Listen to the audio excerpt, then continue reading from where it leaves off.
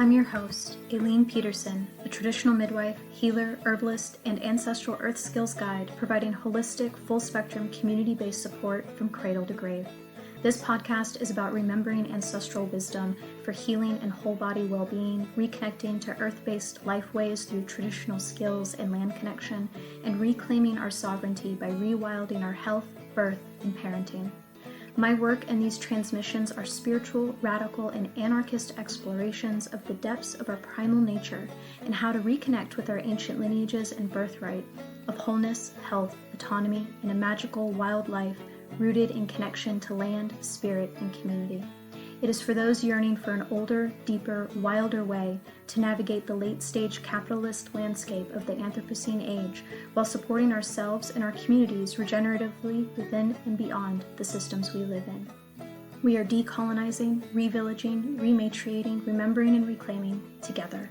This is for the folk remembering their wildness.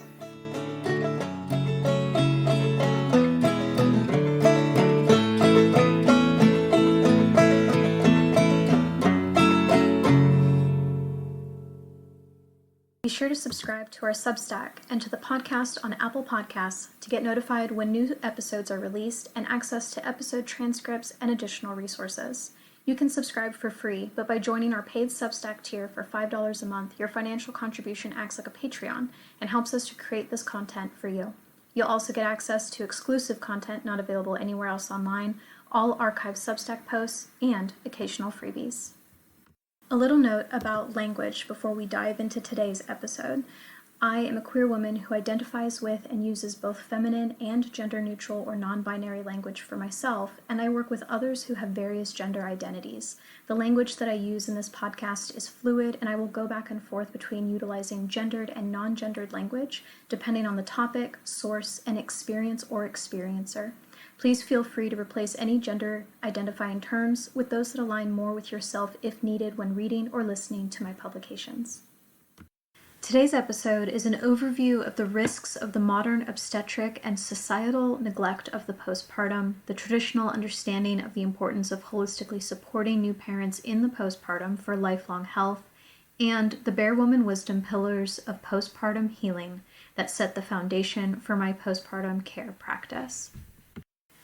Though many of these concepts are applicable cross-culturally, and many of them are not culturally specific, but are rooted in the neurobiophysiology of how our mammalian birthing bodies work, I want to take a moment to acknowledge the lineages of ancestral wisdomkeepers that I have sat at the feet of and learned from. My first midwifery mentors who taught me the foundations of traditional midwifery, Krista Arias and Wapio of the Matrona. My specific training to pregnancy and the postpartum within my Ayurvedic degree tract from Maharishi International University, which is traced through the lineage of Maharishi Mahesh Yogi. Connecting with some of my own ancestry of the Maghreb and the Levant through training with Layla B of the Nefsa Project School to become a traditional Moroccan postpartum care provider, as well as my own guides and ancestors.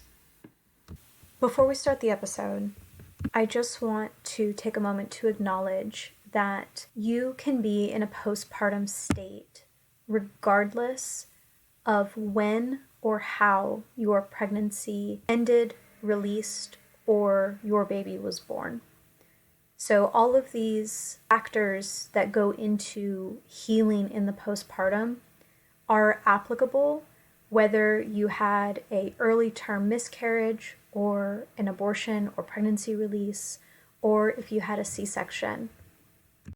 When our body is pregnant and then is no longer pregnant, whether we go on to lactate or not, and regardless of how long we were pregnant or how we became no longer pregnant, our body has to go through the process of shifting all of the body systems, from our cardiovascular system to our musculoskeletal system to our digestive system, but especially our hormones. And so we support this process through these practices, regardless of what gestational age you got to or how you gave birth. Even with the best preparation during pregnancy, after birth you are naturally exhausted, muscles strained, fatigued, hungry, sore. If you were undernourished in pregnancy or bled more than expected, all of that is worse. Then you are dizzy, it is hard to stand without fainting, possibly for days or weeks. After a few days, your breasts become full and sore, and you're overwhelmed by a cascade of emotions as your milk comes in and you navigate nursing and infant feeding. You might have difficulty or pain in urinating, especially in the first few days. You might be unable to stand to shower and forbidden from sitting to bathe. Maybe you even had stitches placed in your perineum or major abdominal surgery with an incision stapled shut across your belly that cut through layers of muscle and organ, and now you cannot lift or carry even your baby. And yet we are expected to go back to cleaning, to making dinner, to tending our other children, our partner, our pets, our jobs as quickly as possible. For some, they get a couple of weeks off. For some, they get a few days. For some, they get measly hours before they must pick back up their responsibilities and expectations and try to carry on, crying newborn and leaking breasts and all. We drag our tired, weakened body from our beds before we should. We are forced by society, by lack of support, by the fact your partner was forced back to work after a few days of parental leave, or by an unsupportive and expectant partner, to stand bleary-eyed and faint at our sink washing dishes or folding laundry. We wake too soon after that last night feeding to rouse older children for school or pack our husband lunch and see him off as the sun rises. Our weakness grows, our mind grows foggy and distant, tears well in our eyes, we cry out in the night. Our milk supply wanes, our baby grows more fussy, sleep is harder to find, and we're constantly exhausted, spiraling, the darkness closing in. We may succumb to a postpartum mood disorder, or we may not. We may have a difficult few weeks or months, physically or mentally, or both, and then recover. But more likely than not, the recovery never fully comes.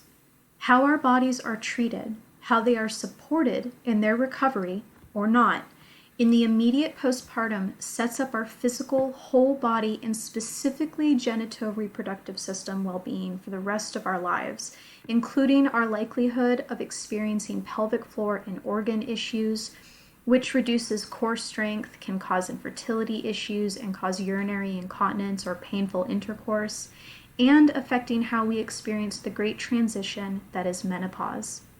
Having prior mood disorders before the postpartum increases our risk of them arising in the postpartum, and experiencing them for the first time in the postpartum increases the likelihood of struggling with them in the future. What I just described is the unfortunate reality of many new parents, particularly in Western countries. But our traditional, ancestral, cross-cultural understanding and honoring of the sacred window that is the immediate postpartum, the fourth trimester as some call it, helps to mitigate or even prevent this reality. We see this reality as the most common expectation of what a birthing person will undergo after the birth of their baby in our Western industrialized society, because we have stepped away from, even outright eschewed, this traditional wisdom. Not to mention, we live in a capitalist society that presses for individualism and the nuclear family model. New parents-to-be are constantly told by friends, family, and society that this is typical, even normal, and to, quote, be expected.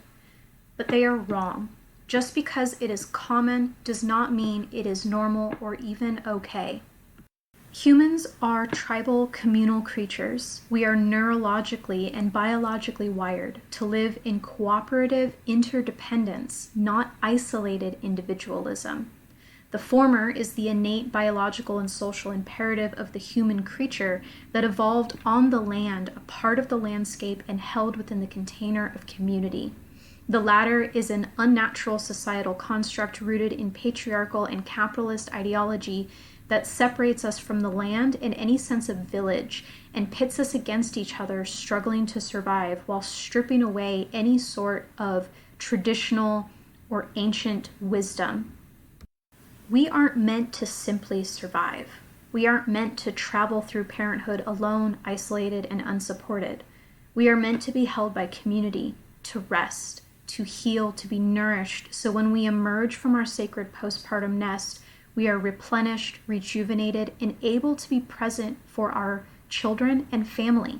We can give from an overflowing cup instead of struggling with an empty one. So many new parents, especially mothers, are burnt out in the very early postpartum and definitely by the end of the first year of the postpartum, particularly if their children are spaced closer together, and almost always so when they have little to no support in those early months postpartum. This puts strain unnecessarily on marital relationships and our ability to really be present and wholly there for our children. It impacts our mental health, our emotional state, and our physical health in the short term and in the years to come. Traditional birth keepers hold the container of wisdom and holistic well-care that promotes healthy pregnancies, reduce complications in birth, and create the foundation for healthy babies and new birthing parents to be able to recover quickly in the postpartum.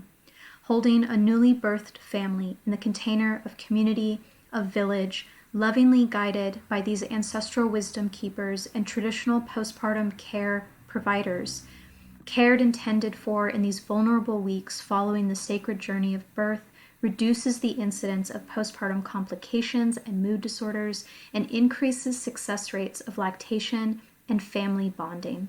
We are the way showers. We can choose healing. We can choose a new path and legacy for our children. So now I want to get into what I consider the pillars of postpartum wellness or postpartum healing. Though different cultures and wisdom traditions from around the world have their specific traditions that they apply to the postpartum, they are all rooted in the same underlying cross-cultural understandings of what is needed for healing and well-being during this time. These are the pillars that I adhere to in my practice.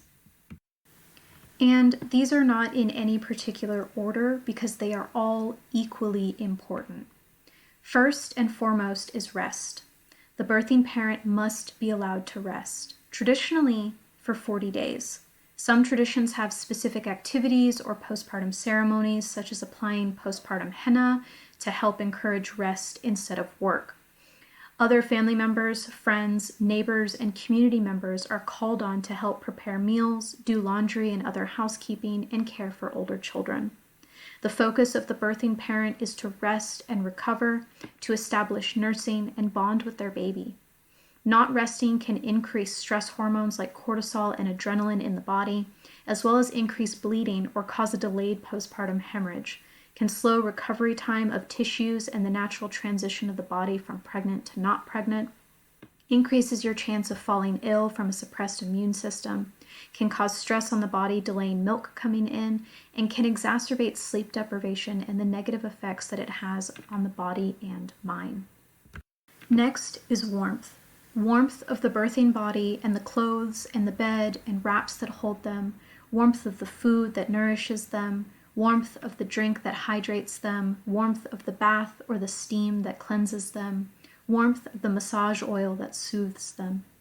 This promotes healing, reduces the incidence of, quote, catching a cold while the immune system is recovering from pregnancy, as well as protects against cold winds that are believed to enter the womb and cause postpartum mood disorders. Being cold also increases adrenaline in the body, which reduces endorphins, which are our happy hormones and painkiller hormones, oxytocin, one of our bonding hormones, and prolactin, our main lactation hormone. Then we Adequate nutrition is the foundation of a healthy pregnancy, reducing complications in birth, growing healthy, robust babies, recovering physically in the postpartum, and nourishing our milk supply that we may nourish our babies. Nutrient-dense, whole food meals, lovingly crafted by caring family, friends, and care providers, support the healing of our tissues, the rebuilding of our lost blood volume, the restoration of depleted vitamin and mineral stores, promote the immune system in its recovery after being suppressed in pregnancy, facilitate balanced macro and micronutrients in our milk, as well as maintaining adequate caloric intake because we are expending more calories on lactation. Next is womb or belly binding. Though specific wraps, fabrics, or tying styles may be culturally specific, such as Latin American rebozo or Asian benkung, the idea of tending to the belly or womb after birth is universal. This area must be kept warm, as discussed above and below, and the muscles of the abdomen and pelvic bones are separated and weak. Wrapping the belly and hips, wearing a supportive garment such as a corset, or tying a wide scarf around the belly and hips helps to support the weak core as the muscles return to their original place, reducing incidence of pelvic organ prolapses and permanent diastasis recti, which is where the ab muscles separate. It helps with the involution or shrinking of the uterus so it can return to its appropriate size and position in the pelvic bowl, helps to bring the pelvic bones back together as the relaxin hormones leave the body, and keeps the pelvic and belly organs warm and promotes tissue healing. In many traditions, a warming and skin-tightening herbal paste may be applied before the wrap. Abdominal massage or cupping, or even warming vaginal steams are often practiced by traditional birth keepers and postpartum care providers to further promote warmth and healing of the womb and the pelvic and abdominal organs. Touch. This is one that I do not see discussed often, but can be seen as a pivotal feature of cross-cultural postpartum traditions and midwifery care. Humans are touch-based social creatures who experience life most through touch, and because of the hormone oxytocin, which is produced in the body via giving or receiving gentle touch, caressing, hugging, cuddling, kissing, sex, and nursing or nipple stimulation. It plays a key role in labor by initiating contractions and the involution of the uterus in the postpartum and prevention of postpartum hemorrhage, as well as lactation and bonding alongside prolactin, which is in parents of all genders, not just the birthing or lactating parent. Oxytocin is blocked by stress chemicals and fight or flight hormones like adrenaline. Touch is healing, bonding, and life-saving for both us and our babies. When we are held and supported to relax and rest in the postpartum, touch is inherent. We touch our baby, we hold our baby skin to skin, we cuddle with our partner, we receive loving touch from a body worker or our midwife. When we are kept separate, unable to touch, our babies are more likely to be failure to thrive, to experience mental emotional duress, and the rate of SIDS is higher. Anyone who works in a NICU knows the power of what they call kangaroo care. The need for premature babies to be held skin to skin as often as possible, because without it, their survival rates are lower than with it. Bringing the baby and their parents together so they can touch and cuddle improves recovery, healing, and survival for both. It improves family bonds, it improves lactation outcomes. Bringing healing touch to the birthing parent improves recovery and tissue repair, relieves tension, helps misaligned musculoskeletal issues from pregnancy and birth, provides relaxation, and increases oxytocin production, which helps all of these things and more. Then we have earth connection. I stand by the belief that regular, consistent contact with the earth is critical for pregnancy wellness, hormone regulation, overall well-being, and yes, postpartum recovery. Spending time outdoors exposes us to the health benefits of being in nature. Science tells us that being near and in natural waters, looking at the blue of water and sky and the green of trees, appropriate sun exposure on the eyes and the skin, being around trees and forests, and touching the grass and soil with our bare feet has a multitude of healing benefits, including increased cancer-fighting cells and improved immune system function, regulated hormones and improved circadian rhythms, reduced stress and inflammatory chemicals in the blood, reduced heart rate and blood pressure, improved mood from reduced stress and anxiety, improved tissue repair, improved mood, and more. In the postpartum, we are having the biggest and most sudden hormone shift of our lives, rebalancing hormones, tissue, and organ states, shifting into a different metabolic picture, experiencing sleep deprivation and changes to our circadian rhythm, and recovering physically from pregnancy and birth while caring for a newborn. Making time multiple days a week at minimum for both you and baby to spend even just 10 to 30 minutes sitting outside, getting sun exposure, breathing fresh air, and touching the earth and its waters is both primal and innate to our body's healing process. It's instinctive, intuitive, and free. Baby also gets the additional benefit of UV-stimulated vitamin D production, reduction in jaundice, and improved relaxation and sleep as well. Many of you will likely be familiar with these last two. First is closing. Almost all traditions believe that you are energetically opened when you menstruate and when you give birth, and that you remain open for a period of time. Some say just while you are bleeding, some say for 40 days, some say until your body is closed again. During this time, you are at risk of influence or possession from negative energy, malevolent spirits, the evil eye, or cold winds that can enter your energetic body and are traditionally believed to be the basis of postpartum complications like mood disorders and reproductive health issues later in life.